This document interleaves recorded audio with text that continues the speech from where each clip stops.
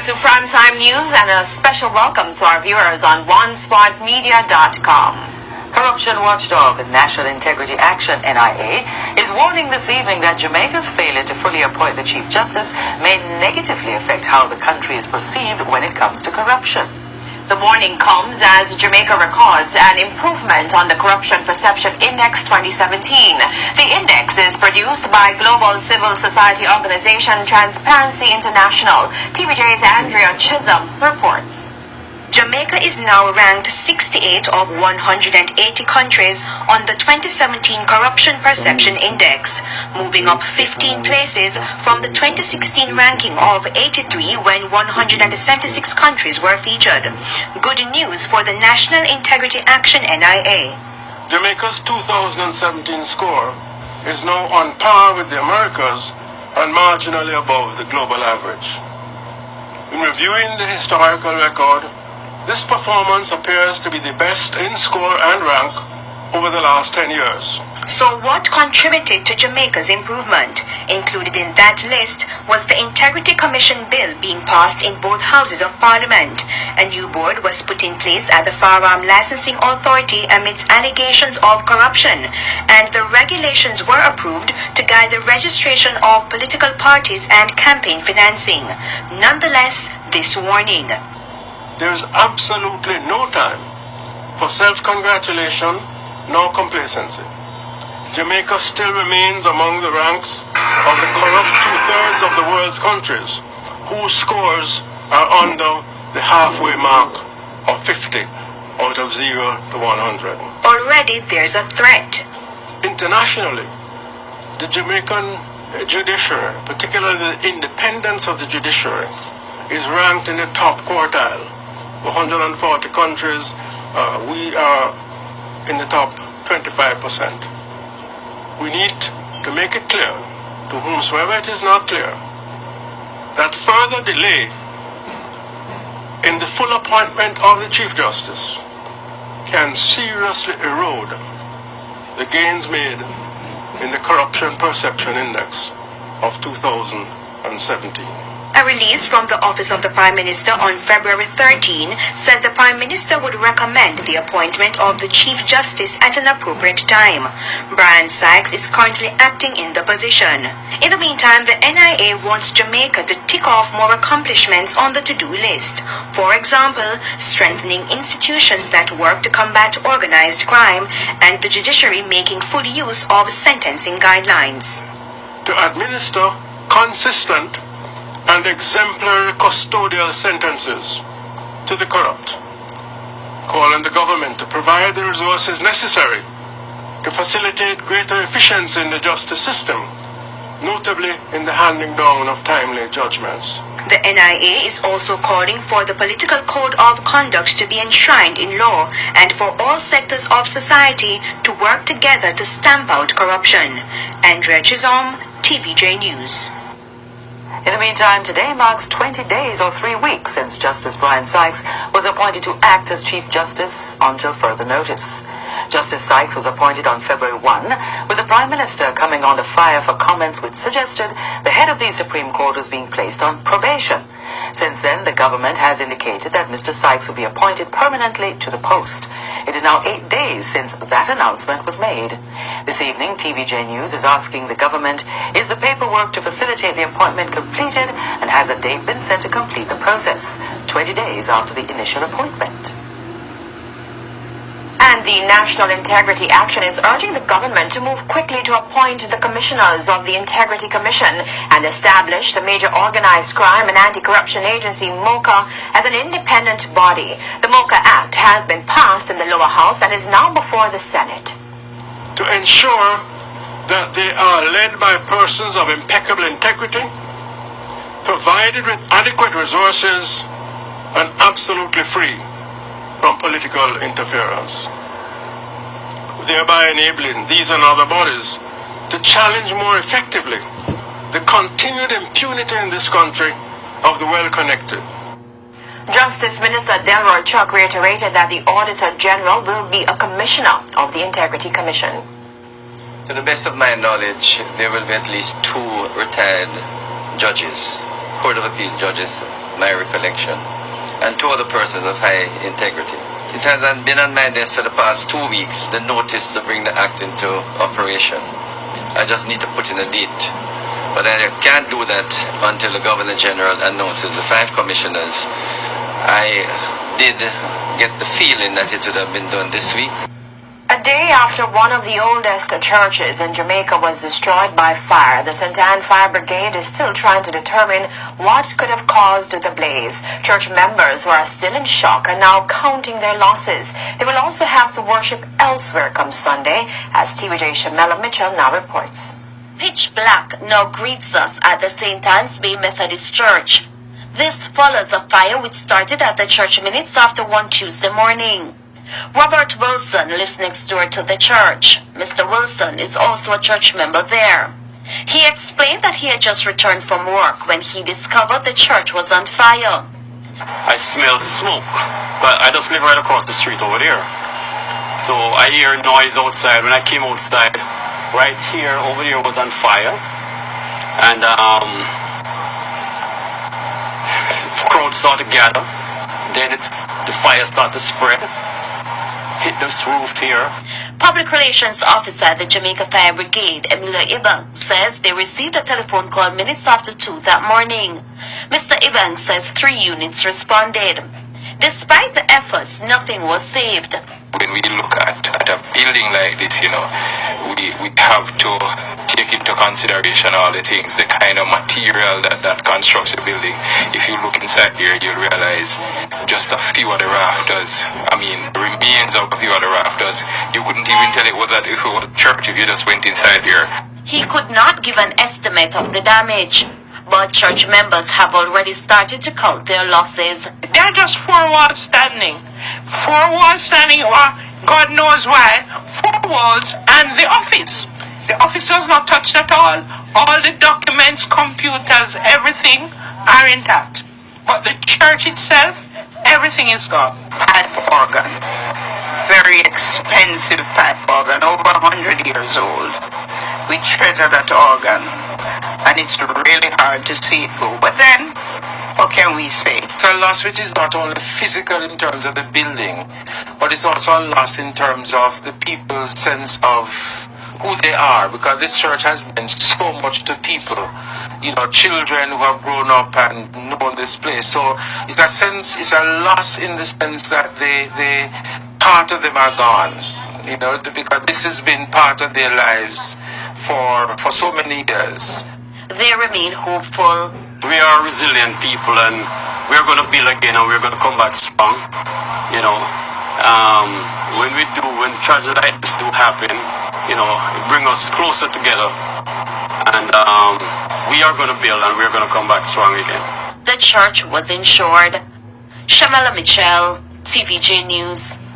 While the police continue to struggle with getting information from people who may have witnessed a crime, one senior police officer is arguing this evening that inform of a dead perception is but a scare tactic used by criminals. Head of the JCF's Community Safety and Security Branch, SSP Steve McGregor, was addressing members of the National Neighborhood Watch organization on the weekend.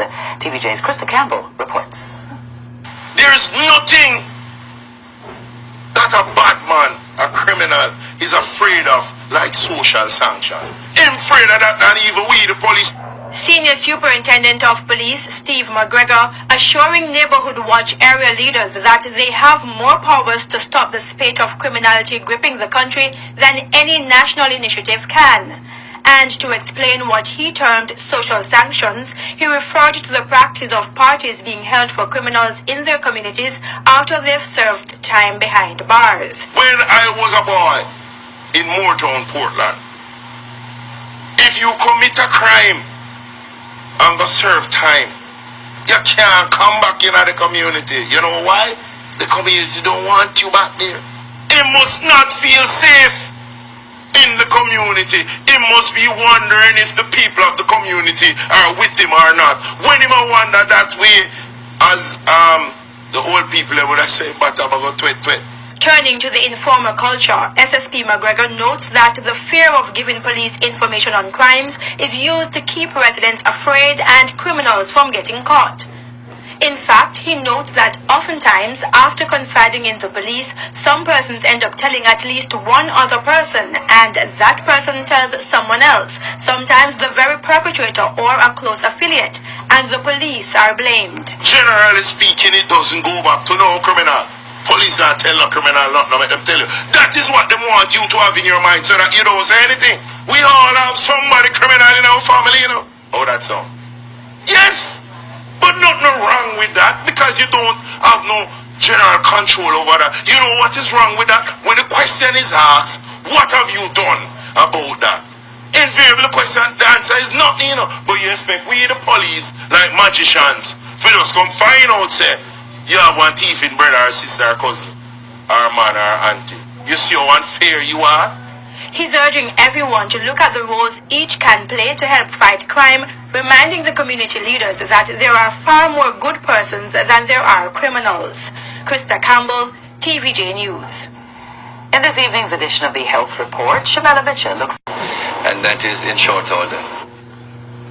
The Bank of Jamaica says it is not pleased with the pace at which financial institutions are reducing interest rates to borrowers. The comments come after the central bank cut its policy rate on Tuesday. TVJ's Dashan Hendricks reports. The Bank of Jamaica has been cutting its so-called policy rate. It fell 3 times in the last 3 months. On Tuesday, the rate of 2.75%. The central bank saying the cuts are in line with its forecast that consumer prices will not exceed its target range of 4 to 6% over the next 2 years. The lower end of the range is more likely. The cut in the rate is to push financial institutions to cut their own rates to consumers and investors. The ultimate aim being to stimulate the economy, which has been sluggish. But interest rates have not been falling in line with the BOJ's action. Is the central bank pleased? No, we're not. And it's not just about the timing of the pass-through, but also the magnitude. And that is with respect to lending rates. Now, there are a number of reasons why this holds. The central bank admits it takes up to 3 months for cuts in its policy rates to reach the market in lending rates. We found that credit growth is important to economic growth. There are 2 components of credit growth. That is credit that goes directly to the various productive sectors. And we've certainly seen some correlation between credit growth to a number of these sectors and the actual GDP or value added from these sectors. Despite banks being slow to reduce interest rates to those who borrow to invest, the central bank says it will continue to cut its rates as it seeks to push growth in the economy. However, it says it is ready to change course if by cutting rates, inflation threatens to overshoot its target. It also urges Jamaicans to stop obsessing over the value of the currency, especially since in recent times, the dollar is not only losing value, but also recording gains. Focus, it said, should instead be on inflation because any movement in the value of the dollar will be reflected in the general price level. Two-way movements in the exchange rate also mean that the pass-through from depreciation to prices is more and more muted. Dashan Hendricks, TVJ News. The cost of repairing buses at the Jamaica Urban Transit Company JUTC continues to be of concern, especially with the company projected to suffer a $7 billion loss in the upcoming fiscal year. Buses on the Portmore St. Catherine route feature prominently among those costing a tidy sum for repairs. But there is optimism things will change. TVJ's Herman Green reports. Financial loss for the JUTC for the current fiscal year is estimated to be $3.16 billion. It's expected to be even higher next fiscal year as fuel and toll charges are expected to rise. But repairs and maintenance of its buses and depots alone is expected to increase to over $2 billion. General Manager for Depot Operations in Portmore, Neville Francis, admits that repair cost is a challenge, but he's optimistic. Damage to buses are twofold. One, accident. As it is now, we are less than 15 accidents for the month. In fact, if you look at accident per kilometer, last month we have 1 accident in every 35,000 kilometers. Bear in mind that the international standard is 1 in every 50. So we are not doing badly there. The second issue he highlighted is damage to the buses from stone throwing incidents last year. He says this calendar year has been better so far, as there have been only 2 such incidents since January 1. But we have been working with the police, 100-man police, and other police in close proximity to try and see how best we can stem that problem. Repair of those glasses are currently being done by the central maintenance. It's very costly to repair those glasses, as you know. But so far, I think if the trend holds, then we will have less accident, stone throwing this year than last year. There were approximately 40 such incidents in 2017, which averages just over 3 each month. Mr. Francis says currently, of the 145 buses in the fleet, 135 are sent out on routes each day. As for repairing the others, he says those parts are sourced through the JUTC's head offices. In fact, just today I was advised that there are a number of VDL parts on the wharf to be cleared. As well as we have just recently got a shipment of parts. So parts are steadily coming in, which will give us more leeway to provide more buses for the traveling public. Apart from the Portmore routes, stone throwing and arson incidents were also prevalent last year in Macook's Pen and Central Village in St. Catherine, as well as in Augusttown and sections of Washington Boulevard in St. Andrew. Herman Green, TVJ News. A top story today, Jamaica at risk. NIA head says failure to fully appoint Chief Justice threatens improvements on corruption index. And still ahead, make a united push. Reparation Commission calls on region to pressure Europe to compensate descendants of slaves. And in the business day, it's not our business. BOJ governor sidesteps questions on death of banking services bill. We'll be right back. Primetime News. Welcome back. Continuing the news, Health Minister Dr. Christopher Tufton says he's saddened that there's been a re-emergence of noxious fumes at the Cornwall Regional Hospital in St. James. On Tuesday, nurses at the hospital complained about an increase in the fumes over the past 2 weeks, even as the facility is currently undergoing renovation to remove the cause of similar fumes. Speaking on RGR's Beyond the Headlines with Dion Jackson Miller a short while ago, Dr. Tufton said the hospital has been challenged because of the lack of maintenance over the years. The environmental people are there every week to do tests in different parts of the building to ensure that the levels of hazard is at acceptable levels and doesn't compromise the staff. But again, it's a very difficult situation. From time to time you may seal off a particular area, and because of the connectivity between buildings from the roof or otherwise, you do have some levels of exposure. And I suspect that is what had occurred. The CARICOM reparation is lobbying Caribbean governments to again make a case for financial compensation from Europe for crimes committed during and after slavery.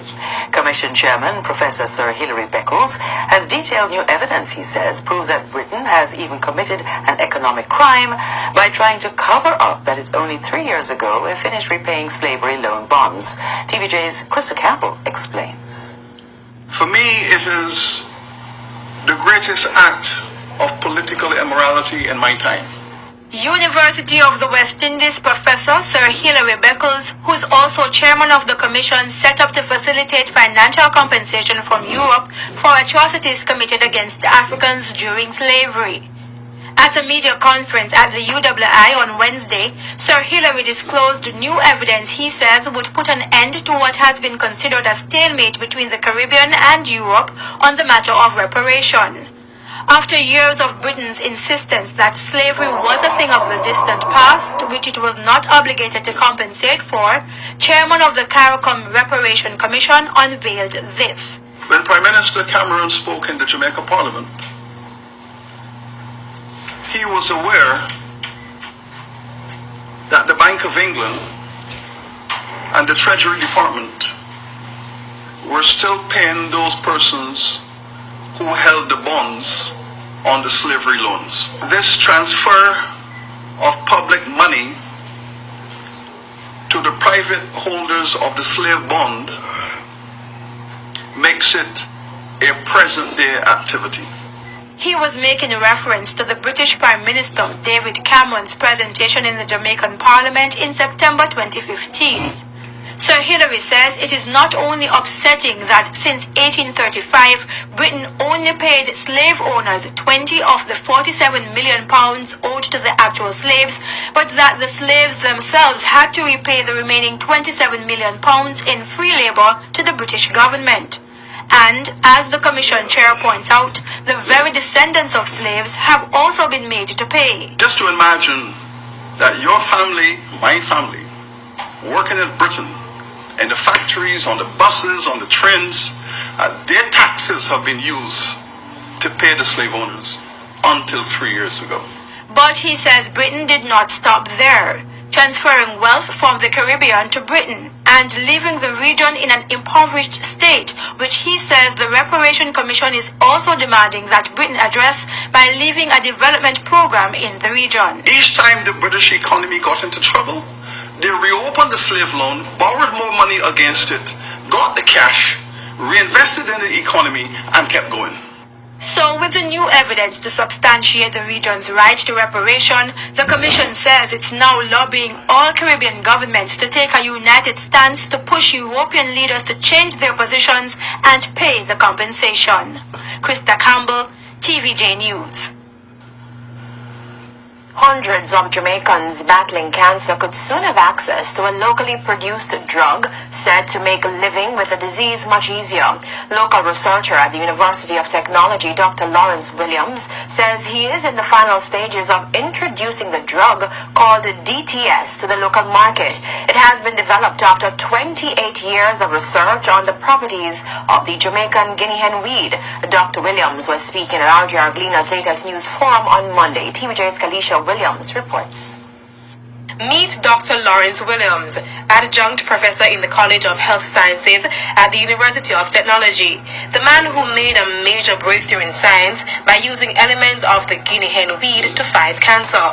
It's a plant used by many Jamaicans to treat a variety of ailments. A year after landing the patent with the United States co-researcher George Levy to study the anti-cancer activity of the plant, Dr. Williams said a drug developed from it called DTS will be available on the local market by the end of 2018.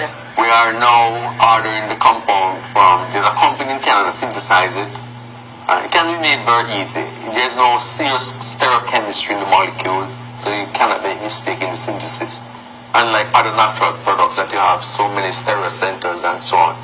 So we are going to buy it from Canada and then start the clinical trials. He said it means that people living with cancer could improve their chances of living longer. Dr. Williams is also hoping that the advent of the drug will make patients less dependent on high doses of cancer medication. He points out that DTS has proven effective in treating 12 different types of cancers. When you find something like that, you wonder if it will kill healthy cells also. And what we did, we check it on non-cancerous cells and for safe for non-cancerous cells. It seems to be it's an intelligent molecule. It only goes for pathological condition and pathological cells. While highlighting that he has received several offers from international buyers, Dr. Williams stressed the importance of maintaining ownership of the product. Big pharma companies, if you sell something like that, obviously they're going to kill it. They're going to put it on the shelf and don't put it in the market. Because they are not in the business of finding cure for diseases. And the local company, they want money and they want fame. So I think they will put it on the market. Kalisha Williams, TVJ News. Major roadwork has begun in sections of St. Thomas, but there are questions this evening about the scope of the project. Member of Parliament for St. Thomas Western, James Robertson, expressed his concerns at a town hall meeting at the Lloyd's Testament Church in the parish on Tuesday night. Residents of St. Thomas and the National Works Agency have been at odds in recent times over the poor road condition in the parish, which has been made worse due to heavy rains. The NWA has, however, launched a road rehabilitation project from Yalas to Low Mountain. At a town hall meeting Tuesday night, residents were informed that the project will cost $195 million, but some feel that it's not enough to cover other critical areas. We're here to implement this project, knowing fully well that the punch list does not include all that some of you would love to see. I would certainly love to see an language down the road, but hey, we don't have the funding in place to put Parliament for West St. Thomas, James Robertson, bridges should have been a key part of the project. He explained that many of them are dilapidated, presenting serious safety concerns. That $195 million has nowhere in it for a new bridge down here. He says he is disappointed too that two major thoroughfares will not be fixed under the program. Lloyds to Avis Valley, Lloyds, Lockwood. They are not in the book either. But I'm already trying to say to them, give us 10 million, 12 million out of the 195 and put it into Lockwood. Give us 5, 10, 15 million out of it and put it into Avis Valley. The project is part of a $4.8 billion island-wide road rehabilitation program. Work has already begun in St. Thomas, where the project is slated to be completed in 6 months.